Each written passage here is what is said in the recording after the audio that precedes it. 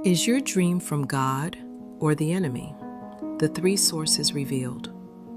You wake up, heart pounding, the remnants of a dream clinging to you like a shadow. It felt so real, so important. But what did it mean? Was that God speaking or something else? Most believers don't realize that their dreams come from one of three distinct sources, and confusing them isn't just a small mistake. It can be spiritually dangerous. You could be ignoring a divine warning, or even worse, embracing a demonic deception. But the Bible is clear. We are living in the fulfillment of Joel's prophecy, a time when God is pouring out His Spirit, and dreams are a primary way He communicates. The question is no longer if God is speaking through dreams, but are we equipped to understand what He is saying? So where do your dreams come from? The first and most powerful source is God Himself. A divine dream carries a profound sense of clarity and peace, even if the message is a warning. It stirs your spirit to action, creating an unquenchable thirst to understand its meaning. Think of Joseph's dreams of leadership, or Peter's vision that changed the course of history. These dreams leave you with purpose, not confusion. The second source is your own soul. These are the dreams processed from your daily life, your thoughts, your worries, the movie you watched, the conversation you had. They are the product of your mind sorting through information. While they can be insightful, they don't carry the weight of divine revelation. The third source is the one we must be most vigilant against, the enemy. Satan, as the great deceiver, can and does invade our dream space. He plants seeds of doubt, fear, confusion, and defilement, hoping they will take root in our spirit. 7 signs of a demonic dream. So how can you tell if a dream is a spiritual attack? The book of Awakening the Seer identifies several key warning signs. If you experience these, you must be on guard.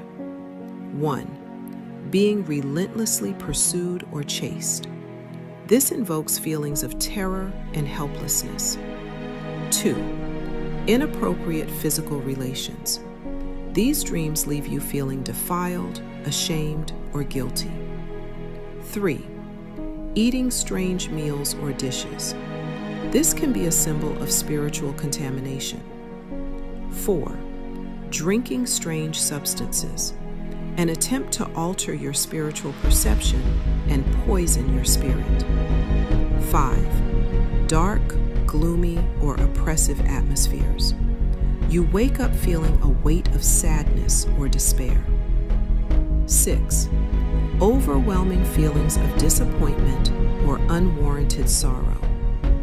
7. Attacks by animals, especially symbolic animals like serpents, wolves, or even dogs, which can represent demonic forces. The battle plan. When you recognize these signs, you cannot be passive. You must act immediately.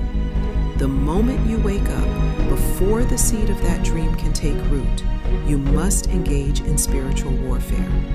Declare the blood of Jesus over your mind and spirit. Verbally rebuke the enemy. Say it out loud. I bind every spirit of fear, confusion, and defilement in the name of Jesus. I cast down that dream and declare that it has no power over me. My mind and my dreams belong to the Lord. This isn't just positive thinking. This is exercising the authority you have been given as a child of God. You are not a victim in your dreams. You are a victor. Discerning the source of your dreams is the first step to unlocking the powerful revelations God has for you.